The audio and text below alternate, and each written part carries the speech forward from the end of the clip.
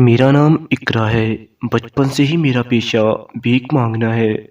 جب میں 20 سال کی ہوئی تو میری زندگی میں ایک نہایت عجیب واقعہ پیش آیا۔ میں جوان تھی اور بہت حسن رکھتی تھی۔ لوگ میرے حسن سے متاثر ہو کر مجھے کافی پیسے دے دیا کرتے تھے۔ گرمی ہو یا سردی میں سارا دن بھیک مانگتی رہتی، کیونکہ مجھے بھیک مانگنے کا چسکا پڑ گیا تھا۔ ایک دن سخت گرمی میں بھیک مانگتے ہوئے مجھے چکر آ گیا اور میں بے ہوش ہو کر بیچ سڑک میں گر پڑی۔ کچھ لوگوں نے مجھے وہاں سے اٹھایا اور سڑک کے کنارے ایک سایہ دار درخت کے نیچے لٹا دیا۔ میں وہاں چپ چاپ لیٹی رہی۔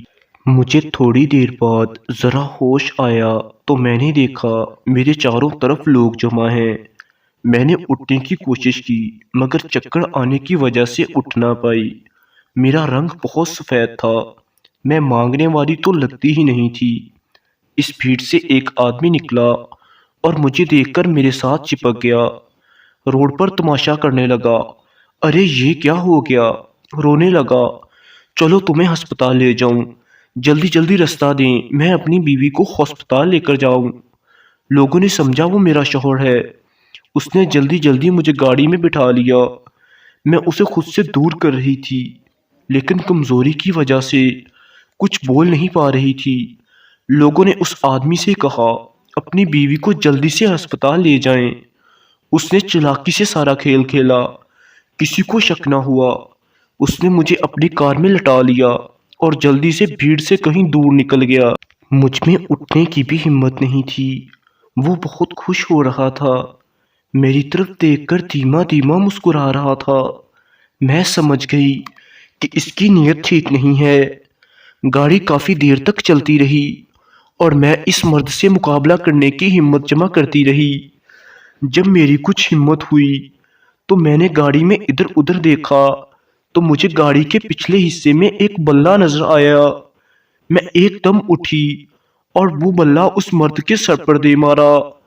گاڑی بے قابو ہو گئی اور ایک پل سے ٹکرا گئی اور ٹیڑھی سی ہو گئی۔ میں بہت مشکل سے باہر نکلی۔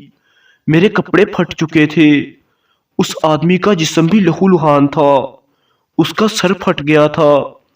وہ اس حالت میں بھی گاڑی سے نکلا اور میری طرف بڑھنے لگا اور مجھے پکڑنے کی کوشش کرنے لگا۔